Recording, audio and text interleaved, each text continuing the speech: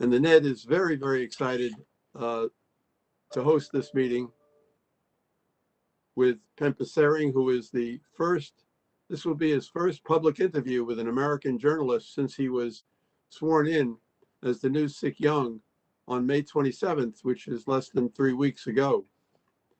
Penpa is well known to many people who have joined this meeting today, having been the speaker of the Parliament of the Central Tibetan Administration, and also the North American representative of the Dalai Lama and the representative to the Office of Tibet in Washington. And he'll be interviewed by Josh Rogin, who writes a regular and widely read foreign affairs column for the Washington Post, and who is the author of the most recently of the really the most important recent book on U.S.-China relations, China, Chaos Under Heaven, Trump, Xi, and the Battle for the 21st Century. Josh tells the story in the book of his first international trip as a Post reporter in 2017 to attend the CTA's 550 Forum, which is the first ever international conference organized by the Tibetan government in exile.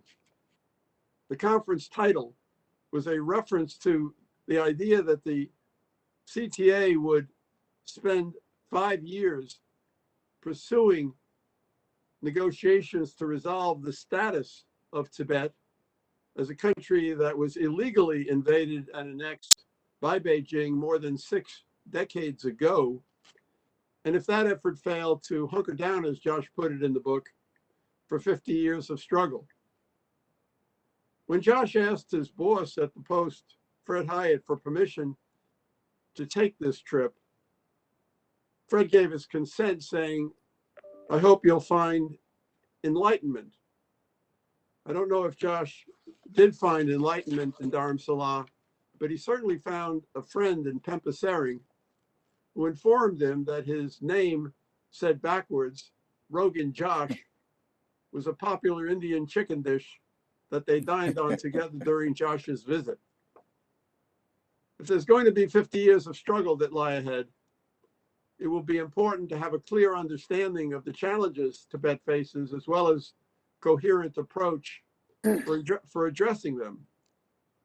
Beijing's policy of committing what the Dalai Lama has called cultural genocide against the people of Tibet is certainly one of those challenges, as is its unspeakably offensive determination to impose the successor to the 14th Dalai Lama and its refusal to engage in negotiations to resolve the status of Tibet, or even to offer a meaningful response to His Holiness's third way approach. How the new Sikyong intends to address these challenges will, I'm sure, be part of our discussion today that we all look forward to with great anticipation. And it's now my pleasure to turn the floor over to my good friend, Josh Rogin. Thank you so much, Carl, and thanks to the National Endowment for Democracy for all the work that you do promoting American and universal values around the world. It's really my honor and my privilege to be here with you and with the new Sikyong Penpa Tsering, and to help the Washington community and the greater world understand the current dire situation, both inside Tibet and for Tibetans and other ethnic minorities suffering under CCP repression and oppression all over the world. And I'd like to first start by giving the new Sikyong a chance to give a short opening statement, a few opening remarks, and then we can get right down to the issues at hand. And I turn this over right now to you, Sikyong. Please. Thank you for joining us. Thank you, Josh. Thank you, Josh. Before we start the conversation, I would like to thank Carl Gershman, our very old friend who's known to the Tibetans for the last, I think, more than 27 years out of his 37 years of presidency of National Endowment for Democracy. From the time, if I recall, I think most of your association were with our common friend, Lodi Gary, because of whom you understood India and the Indian people much better than what you used to know about them and your interest in India. Also because Tibetans are settled in, most of the Tibetans are settled in India. Throughout your presidency, the Central Tibetan Administration and the National Endowment for Tibet had, National Endowment for Democracy had a very, very strong, cordial, mutually respectful relationship with Carl personally and National Endowment for Democracy as an institution. And we are also very thankful to the American leadership, both in the White House as well as the Congress, for all their support through many decades for the Tibetans. And we see that whether it's a Republican government or a Democrat government, we have always enjoyed bipartisan support in the United States and also bicameral support. So I take this opportunity to thank Carl again for introducing and sharing a lot of American value, which are based on democracy, human rights, and dignity for human beings, other human beings. So thank you so very much, Carl, for this. And I know that your successor is coming in a few months. So we look forward to working with him. But at the same time, it'll be a big loss for us that you're going. But we have we have confidence that we can continue our relationship with your success and with the team that you are leaving behind, Vice President Brian and our friends in the institution. So I really look forward to carrying forward the legacy that you left behind and work with the new leadership. And thank you for all the support and help and friendship that you extended and the many occasions that you had with His Holiness, meeting him in different places and including your invitation to His Holiness to visit National Endowment for Democracy for your programs. So thank you very much, Carl. Back to Thank you, Josh. Sikyong. Thank you, Sikyong, and thank you for remembering my friendship with Lodi Gary. And we all look forward to celebrating His Holiness's 86th birthday next month together. Thank you very much. It's been a great honor. Thank you. Thank you both.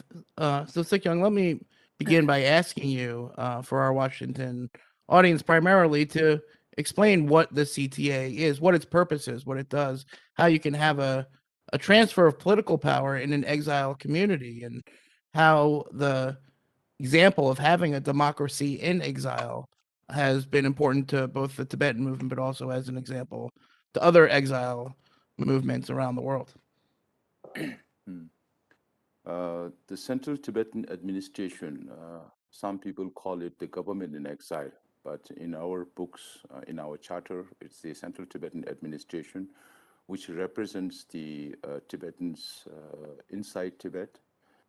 We have to be the spokesperson on behalf of the Tibetans who are suffering inside Tibet, and also work for the welfare of the Tibetan in diaspora.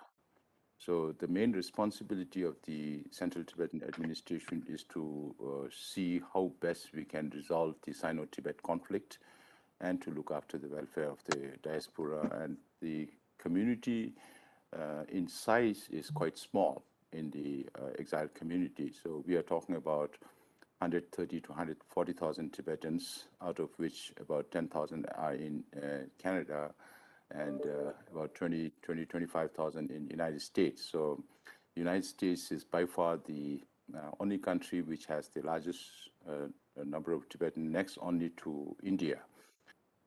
Therefore, it's a pleasure to be talking with you, and through you reach out to the government of the United States and the people of the United States to thank them for all the help and the support they have extended to us over the years.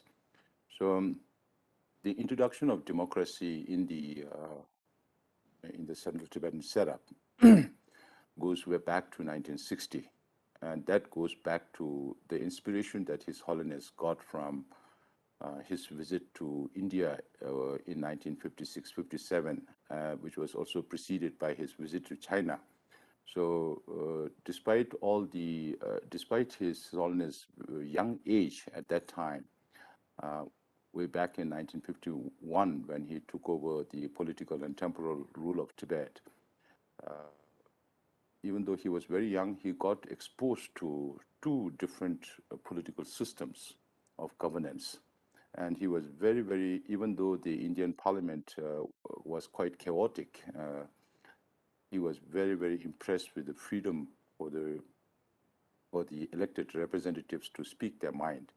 So as soon as coming into exile, not even 1 year after coming into exile, under very, very difficult circumstances, His Holiness decided to take up democracy as a system of governance for the Tibetans in exile, and he asked people to elect their representatives. So since 2nd September 1960, we had a parliament. Then His Holiness introduced a constitution for Tibet in 1963, after a thorough process from 61. And since then, we have been taking small steps forward in democracy, because our people had no understanding of what democracy was, what it entails, or what are the institutions that are involved in this. So His Holiness took it step by step, and the first 30 years we were mostly dependent on his leadership. And as the community developed, as there were more people who had education and good understanding of democracy, then he decided to ask the parliament to, he decided to dissolve both the parliament and the cabinet way back in 1990, and formed a constitution drafting committee. And then we had a bigger parliament in 1991. Then to have a uniqueness. In fact, we are the only community in the world which is partyless. So we are the only partyless democracy in the world. It sounds so bad from our perspective at this moment in American democracy. Let me ask you about each of those tasks that you mentioned. One, speaking on behalf of Tibetan people inside Tibet, and two, seeking a negotiation with Beijing. On the first part, what is the latest information from the ground? What is the situation for Tibetans inside Tibet? What are the trends? What are the recent practices as part of the crackdown? And what should the international community know about what's going on inside Tibet on the ground? I think the overall policy of President Xi Jinping is to consolidate all the powers to the central government or the Communist Party. And that is very evident in terms of its relations with the international partners, including the immediate neighborhood, where they are being very belligerent, and within China, including people in the places like Mongolia or Uyghur, which is very much highlighted in today's time, and inside Tibet, in Hong Kong, and also its relationship with Taiwan. So it's not a good pointer. I feel that they are not going on the right path. But lately, we have been hearing some noises about President Xi Jinping asking all the embassies around the world to improve the image of the Chinese government internationally. But without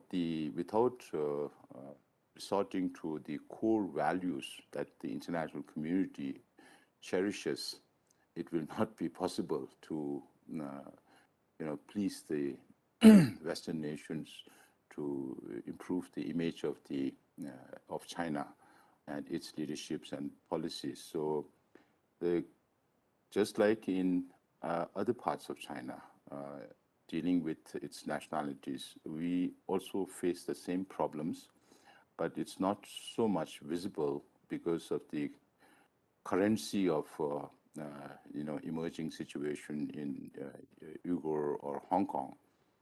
So the Tibetan issue has taken a little backseat, but the ongoing destruction and devastation of the identity of the Tibetan people, which concerns the Tibetan language, Tibetan religion, Tibetan territory, and more importantly, the Tibetan environment, which concerns not only the Tibetans on this plateau called the roof of the world, but also all the neighboring countries, including Pakistan, China, Burma, Laos, Cambodia, Thailand, Vietnam, and China itself. So even though the rate of self-immolation that has started in 2009, more than 150 Tibetans have self-immolated without harming a single Chinese. So they were driven to this to the level of frustration that they have to take their own life for the freedom of the Tibetan people. That has come down a little bit, mainly because there is a lot of restriction from the Chinese government. So if I have to go into detail on each of the issues, it's going to take a lot of time, but all I can No, say no, no. is I won't ask you to do that the situation continues to be very, very grave. And that is also the reason why we say we don't have time. So the demographic aggression that's happening inside Tibet. So I also tell my compatriots who advocate independence for Tibet that another 20, 30, 40 years down the line, if we are not able to go back to Tibet, even autonomy may not make sense. So that is the level of urgency that we are talking about inside Tibet. I understand. Thank you very much. I remember clearly in 2017, the 550 forum, and the idea was to take 5 years to explore a new dialogue with Beijing. Well, it's almost 5 years now. How's it going? Are there any signs that Beijing is interested in such a resumption of dialogue? And are there any tools that you have to take practical steps towards advancing that dialogue? So it has been just only 15 days that I came to take office. I still have a lot of information to catch up, particularly from the private office as to the number and the level of contacts they have with the Chinese government. And I'm willing to explore all kinds of channels to reach out to the Chinese government. So it's quite early to talk about specific strategies or specific mention about specific channels that we may have or might look forward to have. But definitely we will be trying to seek a lasting, mutually beneficial, non-violent solution to the Tibet issue through the third way, as Carl calls it, or the middle way, as Buddhists calls it, or the Tibetans calls it, the middle way path or the middle way approach. So through this, we hope that better sense will prevail over the Chinese leadership that Tibetan issue is and will be the most easiest issue to be resolved, because we are not resorting to any kind of violence. We have addressed their main concern of not separating from China, but willing to live within the framework of the Constitution of People's Republic of China.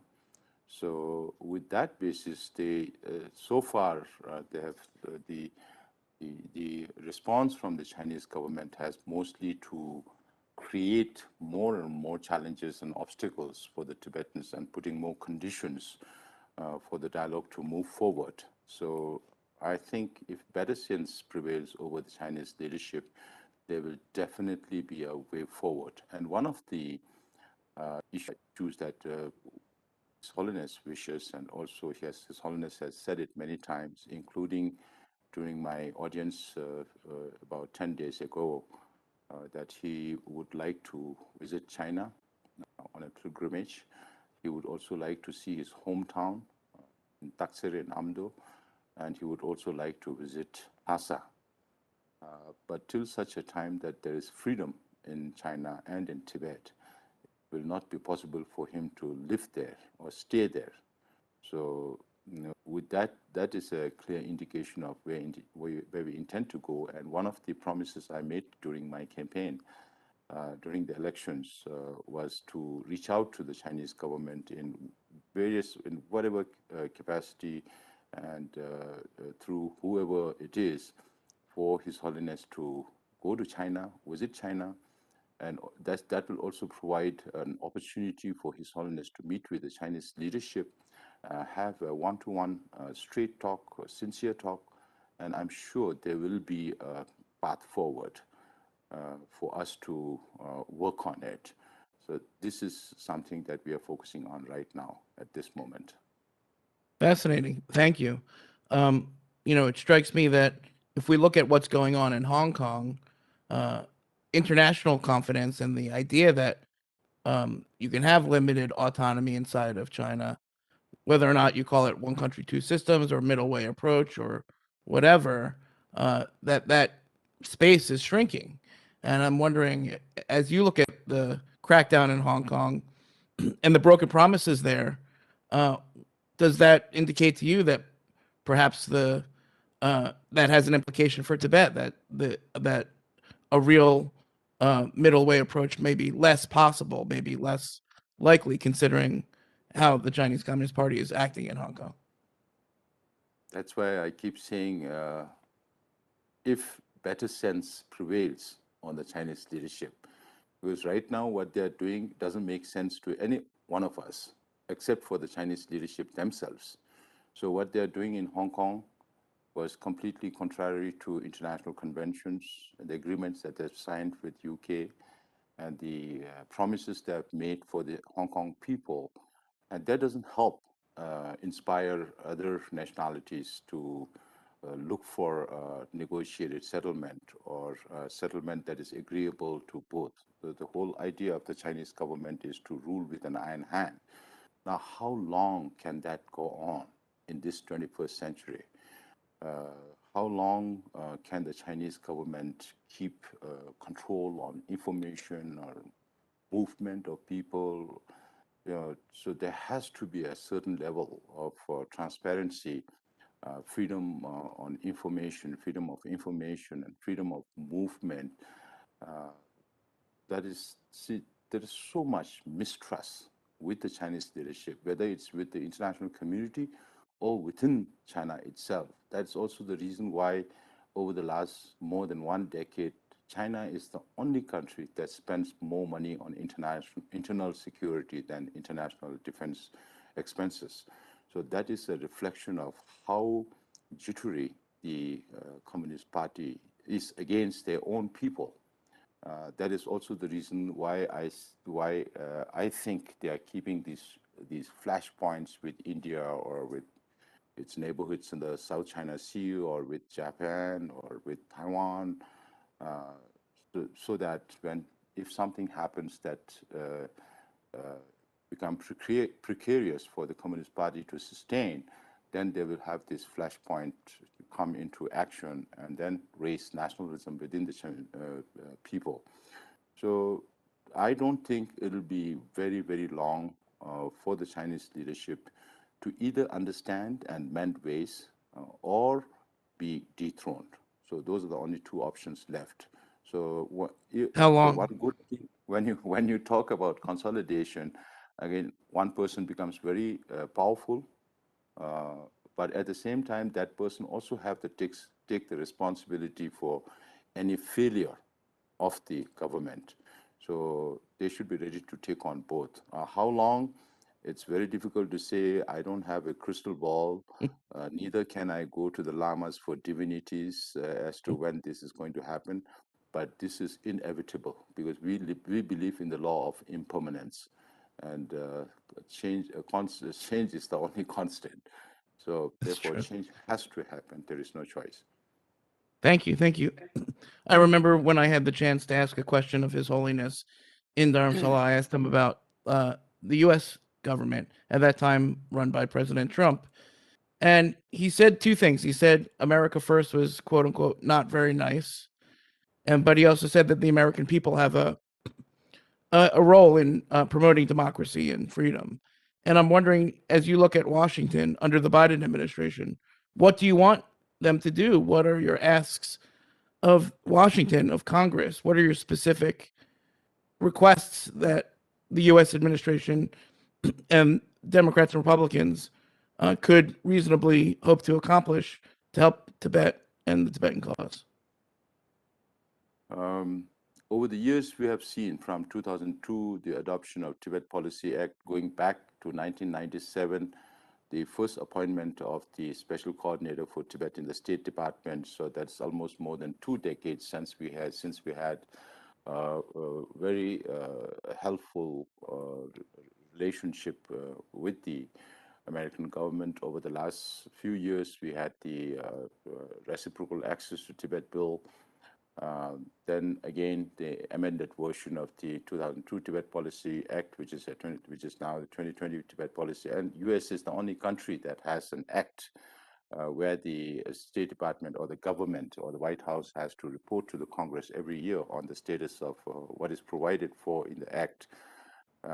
And I really thank the leadership in the Congress and the White House for adopting these measures. Of course, we would like the United States or other countries who knows about the Tibetan history, the situation inside Tibet, to be more vocal about the past status of Tibet as an independent state. That is because that will, I think, help in putting the Tibet issue on a platform whereby the middle way approach is one of the leveraging points to take it to a logical conclusion to find a solution for the Tibetan issue. So, having said that, again, we would expect that the appointment of the special coordinator, who has already been confirmed by the Senate but needs to be confirmed by the full Senate in the days to come, and her leadership will be, if she is designated as Uzra Zeya is designated as the special coordinator for Tibet, we really look forward to her leadership in working with many other like-minded countries around the world, because we cannot expect to work with other authoritarian regimes. We can only work with democratic countries around the world. And we do see a certain level of shift in the European government's approach to the Chinese government. So this is something that we will need to discuss with the U.S. leadership to take along or to work along with the like-minded countries, democratic countries around the world. This is something that we will be really looking forward to replicating what the United States has done for the Tibet issue. Thank you. In 2007, I attended the Congressional Gold Medal ceremony. George W. Bush, Nancy Pelosi, Robert Byrd, all came together, Mitch McConnell, to give this award to His Holiness the Dalai Lama. Of course, the last administration was the first time that a U.S. president didn't actually meet with His Holiness the Dalai Lama. When the COVID permissions permit, does His Holiness have a plan to come to the United States and meet with President Biden? I think that will depend a lot on what the situation commands at that time. I'm sure there are many issues that President Biden and His Holiness shares in common for the good of the people, of all the people in this world, not just the Tibetans, because when His Holiness normally meets with leaders of different countries, his focus most of the time during the discussion is always spent on the benefit of the whole humanity, humanity as a whole, not just the Tibetans. The Tibetan issue becomes just a part of that discussion. So if His Holiness physical conditions allows for long journeys, I'm sure he would be very happy to meet with President Biden and discuss on universal issues that concerns humanity. But it's very difficult to say as to when that could happen, and it will also depend on how the White House approaches this issue. Definitely there could be occasions, but I cannot promise anything. Very interesting. Thank you. Do you think the Biden administration and the U.S. Congress should apply more pressure to the Chinese government in order to encourage it to enter into negotiations with the Central Tibetan Administration? In other words, do you think there should be more sticks and less carrots, including coming from Washington on this issue? Sticks and carrot divide and rule is a policy that the European colonialists used against the Asians in the when the colonialism was spreading. But that same stick and carrot is being used against the European Union nations because of their dispersal in foreign policy initiatives or joint efforts within Europe. I would not say put pressure, but at the same time, I would really hope for better interventions from. We all know that Chinese government doesn't appreciate third-party intervention or foreigners getting involved in their what they call as domestic internal problems. But whenever, hypocritically, whenever it's convenient for them, then they also get involved in other domestic issues of other countries. So there are many paradoxes in Chinese approach.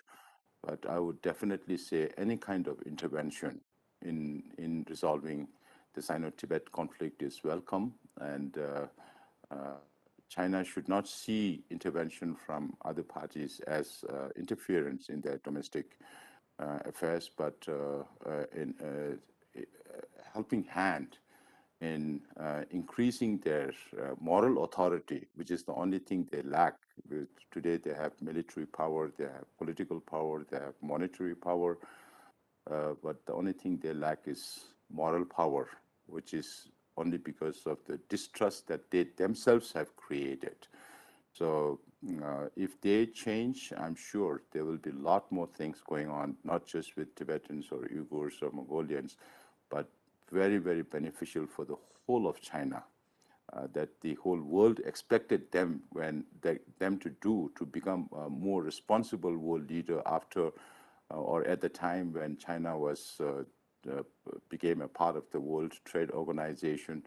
But things right now doesn't seem to be moving in that direction. So let's hope that China will have a turnaround and then join the world community and leading it in a manner that is acceptable to everybody on this world, not just for the Chinese leadership, but for the people around the world.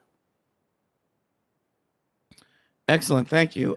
As you know, Sikyong, many people around the world are watching the Chinese Communist Party prepare to appoint what will essentially be a fake reincarnation of His Holiness the Dalai Lama. And it seems that Beijing is proceeding with these plans in the same way that they did, of course, with a fake Panchen Lama so many years ago. What are you guys doing? What is the CTA doing to prepare for that and to counter that? And can you tell us about how far along you are in thinking about that, please? Even the Central Tibetan Administration, I don't think we can play, the Central Tibetan Administration cannot play a role in choosing the reincarnation of His Holiness the Dalai Lama, because that is purely religious matter. Understood.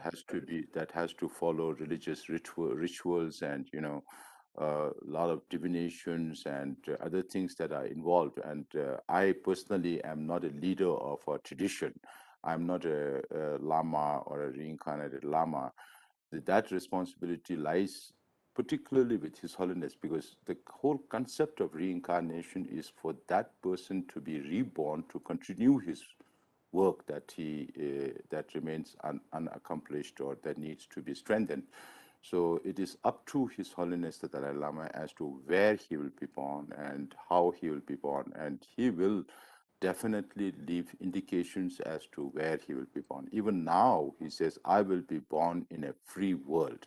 So I think that is very indicative of what His Holiness is thinking, and where his reincarnation will come is a matter that will need to be taken up when the right time comes. And His Holiness will definitely leave those. And apart from that, what His Holiness said in September of 2011 still stands. The issue of His Holiness reincarnation is now not just related to Tibetans, because the follower of His Holiness has extended beyond the boundaries of Tibet in Mongolia and some republics of Russia the Himalayan belt, and now we have more and more relations with Buddhists in China, in Korea, Japan, and most of the Southeast Asian countries. And you have many people who like His Holiness Dalai Lama all over the world. So it has become a much bigger issue than just Chinese leadership using it as a political tool to manipulate or try to impose legitimacy over the Tibetan people through the control of reincarnation. And if we go back to Chinese claims, I can only say that the 11th Dalai Lama was the only one that was chosen through the golden urn. The 9th and the 11th, they were chosen through the golden urn, but even before that process started, it was already confirmed that they are the incarnates of the previous Dalai Lama. So all these rhetorics and squeaking of the historical facts doesn't help. It's very important that we stick to facts and truth and be more responsible towards your own people so that you don't create any more injuries in the heart of the people that you rule. So if you're really concerned about the people you rule, then you should be concerned about the aspiration of the people, not just impose your own will. So far, the biggest problem with the Chinese leadership is they fail to understand the real aspiration of the people, whether it's the Tibetans or the Uyghurs, because throughout so many centuries, we have been Buddhists, and it's ingrained in our brain to be Buddhist. And that is something that everybody cherishes. But when you stamp on the freedom of that part, that includes Tibetan language, then it's very difficult to win the heart of the people. It's not possible to win that. Even after 60 years, the spirit of the Tibetans inside Tibet remains very, very strong. So material development, which is the mantra of the Chinese government to resolve any kind of conflicts, it's not the only way forward.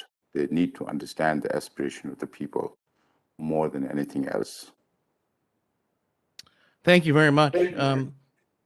I remember 2008, the Beijing Olympics was a time of great suffering and strife in Tibet and for Tibetans. Protests, crackdown that led to the increasing surveillance and repression and harsh conditions inside Tibet. Now, as we look towards the 22 Olympics again in Beijing, what do you see? Do you see this as another opportunity for the world to speak up about human rights inside China? Do you see this as another opportunity for Beijing to clamp down and increase its repression? And do you believe the world should boycott the 2022 Olympics in Beijing, as many in Washington are suggesting? When China bid for the Olympics, for the 2008 Olympics, starting from the year 2000, 2001, that was also the period when U.S.-China trade relation was signed, and China, the CACC was also formed. Congressional Executive Commission on China was also formed because of this. Then China became part of World Trade Organization, and there were a lot of expectations from different world leaders on how to approach with China and see if they can be part of responsible global leadership. But that has not happened. And 2008 was a great grand coming out party for the communist leader to be, to showcase to the world that this is what they can do.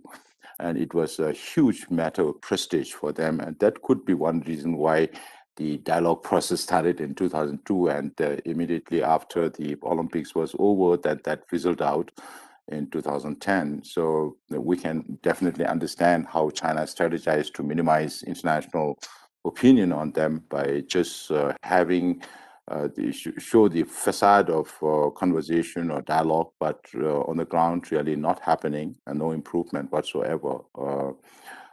Practically. So this time it's a little different. China is a lot more powerful, a lot more stronger than it was in the beginning of the century. So it's the sports is always a very contesting, very sensitive issue, because sports is one thing, politics is another thing. But then everything is so interdependent, as we say in Buddhism, that you cannot leave one item out and just consider the other one, because everything is related. So participating in Beijing Olympics, it kind of connotes to a certain level of accomplice in joining their effort. So if the world community is really serious about bringing China or making China accountable for what else they are doing, then a more comprehensive approach is necessary, whether it's sports or whether it's economy or other things. So I think right at this moment, it's not the Tibetans who have to request governments or sports body not to participate in Beijing Olympics, but I think the leadership is coming out from the different nations. We are becoming a part of chorus that we were leading way back in the beginning of this century. So we are happy that the world community has finally understood that this is something that they have to be really very careful about. So if I'm hearing you correctly, you're saying that the world should boycott, but not because the Tibetans are asking them to, but because it's the world should stand up for human rights based on its own values. Am I hearing you correctly? Is that what you're saying? I believe that there is more realization within the international community that the strategies and the methods that they have adopted to involve China into the international community has not produced the result that they expected. So when things don't go in the right direction, when you are not able to achieve something, then it's inevitable that you have to look for other ways and means to make them accountable. So I think this is another way of doing things, and let's see how it impacts not just China, but the whole global politics in this very fluid situation.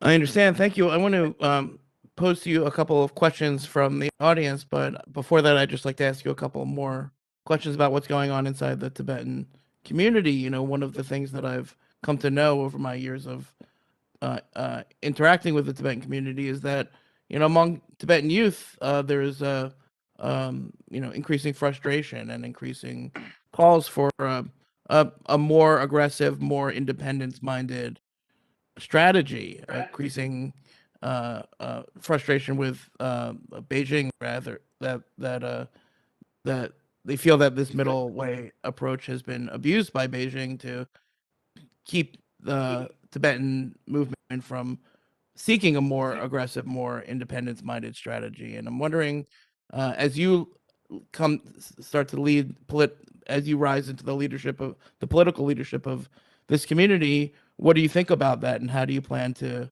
speak to Tibetan youth about their concerns and their views on this, and how do you plan to incorporate that into the overall community's strategy for survival, resilience, and struggle? I think it's in a democratic setup. Different views, different opinions on how to resolve things is always there. It's not just within the Tibetan community. It has been with every struggle that the world has witnessed over many centuries. So therefore, it's nothing new for the Tibetans, or it should not be anything new for the international community that we have different sets of people believing in different things. But we can say as a democratic community, practicing in democratic polity, the parliament has approved this unanimously in 1997, and His Holiness reinforced his vision on this. And the general public, who are not so vocal or visible on social media or any other platforms, with the middle way approach that is there. But the younger generation feeling frustrated is very much also understandable, because that is also a point that we keep, I think, referring to the Chinese government, that the frustration comes out of no commitment from China. So if they are responsive towards the middle way approach, then I'm sure the younger generation would also understand what is happening. But on the other hand, also as youth, I'm sure when Carl was young, or when you were young, or when I was younger, then we had different ideas. But when you join political career, and then when you're exposed to so many situations, and when you get this opportunity to have an overall holistic view of the ground realities that is happening in Tibet, in China, or internationally, then you realize that, okay, we need to have a pragmatic approach, and the approach that His Holiness has adopted, not just proposed, not decided overnight. It's a matter that he has been considering over the years, over the meeting with world leaders, and discussing this issue with experts and so many things. So we still remain very firm on the middle way approach, because there is nothing wrong with the middle way approach. The only thing wrong with the whole thing is how is China responding to the pragmatic approach of His Holiness the Dalai Lama.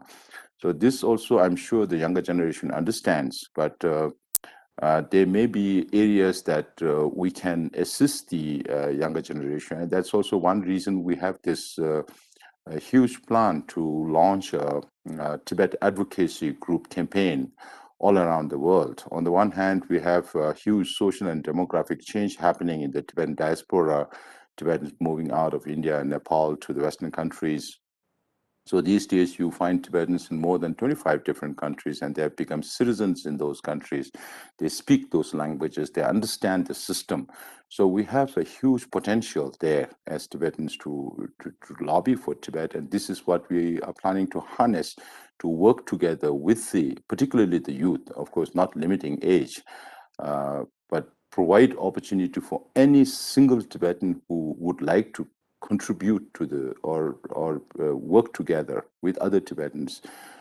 That is something that we will really be officially launching, and it will be my personal effort to meet with every youth group or single youth wherever I go, wherever I travel, in any part of the world, wherever we have a Tibetan community, and we have to be the bridge between the older generation and the new generation that is coming up. So it's very, very essential that the youth are also informed.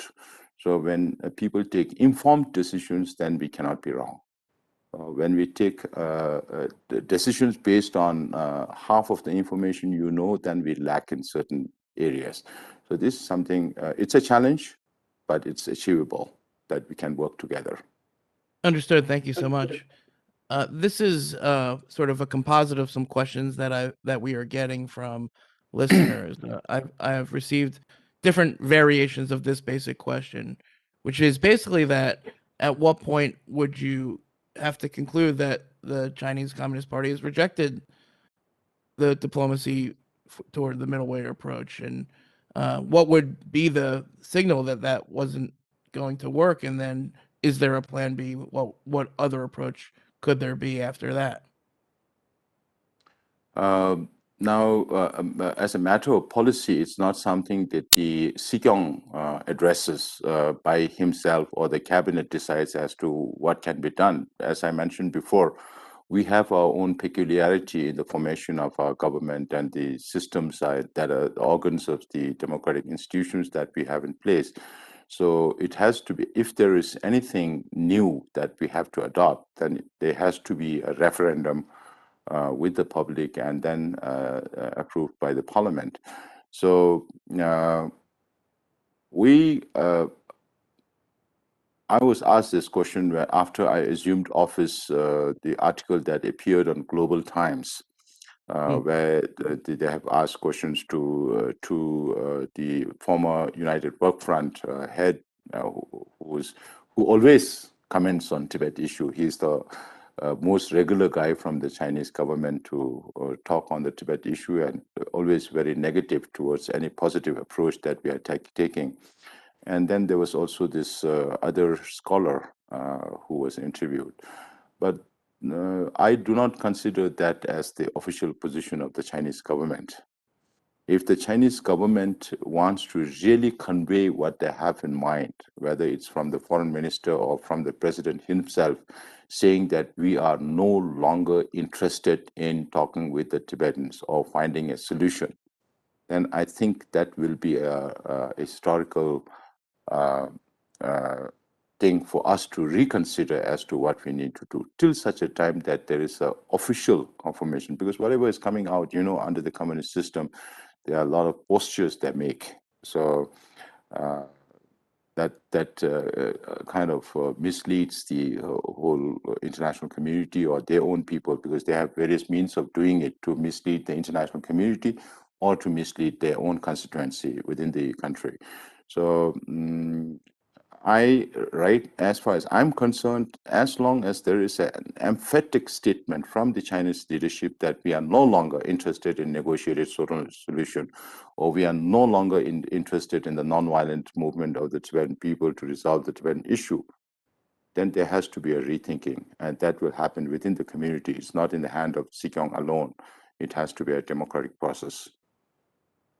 Excellent, thank you. The next question comes from Penpa Tsering, Regional Refugee Affairs Specialist for South Asia for the Bureau of Population, Refugees, and Migration at the U.S. State Department. Congratulations, Penpa says, to Sikyong Penpa Tsering Thank you. for being elected as Sikyong. The question is, quote, I would like to know how the CTA and your administration view the Indo-Pacific strategy. This is the new strategy document that was put out by the Trump administration to signify our latest pivot to Asia. We always have a pivot to Asia, but this is the most recent one anyway. And have you looked at that, and what are the viable advantages that the CTA or your administration can take from that document, from that change?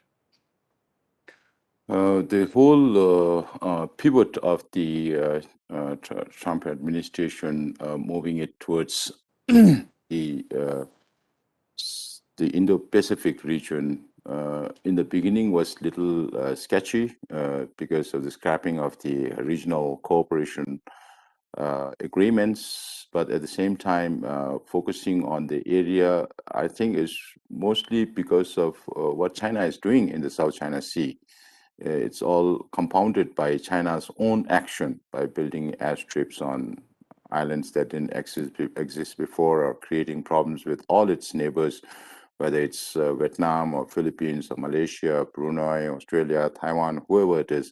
So, and also since the whole area is a major maritime route, it really concerns the international community on the movement of goods and services in that area. So I think it's very, very important for China, for America to be involved in this. Otherwise, all these countries in the neighboring areas are like small fishes for the big fish to gulp down. So I think in defense of that whole region, American intervention is very, very important, and the whole Indo-Pacific pivot that the administration has undertaken has also now led to new initiatives, including the Quad. So these are very, very important developments that I've been witnessing over the last 1-2 years in joint exercises. So it's not just the Quad is not involved only in military cooperation, but also in trade and other areas. So there are a lot of dynamics happening. And it's so very fluid and so very fast. Let's see what happens when the pandemic ebbs and things come back to normal. I think that we're going to see a lot of changes in the whole political, geopolitical, or geostrategic region in the Indo-Pacific. Understood. And since you brought up the pandemic, and I think this will be the last question, and then perhaps I'll turn to Carl for a quick closing remark. But since you brought up the pandemic, I have to ask you, the entire world is dealing with a pandemic that began in China, and the Chinese government's and the Chinese Communist Party behavior throughout the pandemic, I think has shocked a lot of countries in a lot of different ways. And I'm wondering what is your observation of how the Chinese government, the Chinese Communist Party has handled this crisis, especially internationally, and what should that tell us, in your view, about the party, about the Chinese government as it is right now, about what we're dealing with, and how is that informed by their actions during this pandemic? I cannot be a judge on something that I'm not an expert on. So I'm not a scientist, I'm not a doctor to ascertain who did what or from where it leaked to where, but it does keep occurring in my mind that China is the highly dense populated, most populous nation in the world, and you have this pandemic, and according to Chinese records, only about a little less than 100,000 people got infected, and so that is a puzzle for me. And the virus going out of China to different countries, including US, Brazil, United States. Of course, we may have lacked in certain preventive measures, but the whole virus coming into the whole world and creating a lot of panic among the people, but not so much inside China itself. So that is a little concerning for me as to how it's happening from the origin, not so much effect, but to all other countries, so much effect. So, but the whole process of the international, the international community's concern in trying to find out its origins and all that, very opaque. And I understand that there was not much cooperation from the Chinese government to do a real subjective or objective study on the origin of the virus or all that. So I'm not an expert. You have written a book on there. I'm sure you have covered that issue also. You know better, but we remain concerned about the opaqueness of the Chinese system that always puts challenges before the international community to get to know the truth, whether it's the pandemic or whether it's human rights situation or anything that's going wrong inside China. Everything is hidden.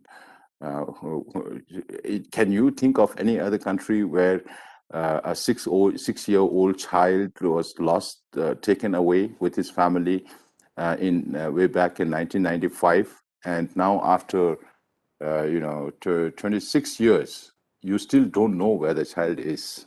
So such is the system of Chinese government. So that is I think, very good example of how they can keep their secrets and keep the international community away from understanding the reality of the situation. Sikyong, thank you so much for your time. The Tibetan cause is the cause of human dignity and democracy and freedom and human rights and the Enlightenment and liberty. And these are things that you've dedicated yourself to in your public service. I'd like to thank Carl Gershman for his decades of public service to advance those important values and his help to me personally throughout the years. And I'd like to give you the last word, Carl. Thank you so much. Thank you, Josh. Carl, are you on mute? Thank you, Josh, and thanks so much for conducting this important interview with the Sikyong. And one of the important points I think he made was the inevitability of change.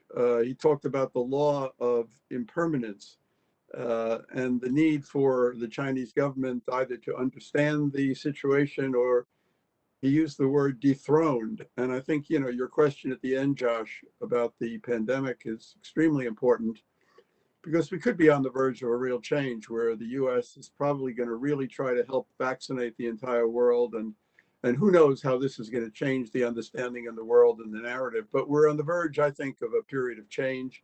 I think that's going to be necessary to resolve the issue of Tibet. And the one thing I realized from this conversation is how deeply committed the people of Tibet are to preserving their own identity, and not to give up, which I think is the most important thing. And the Sikyong, I think, represents that very, very significant identity of the Tibetan people. And I join with him and everyone in wishing His Holiness a happy 86th birthday. I think he's a very young 86. And we'll celebrate that on July 6th together. Thank you very much, Sikyong. Thank you, Josh. And thank you, everyone, for participating in this meeting. Thank you so much. Thank you so much. Thank you.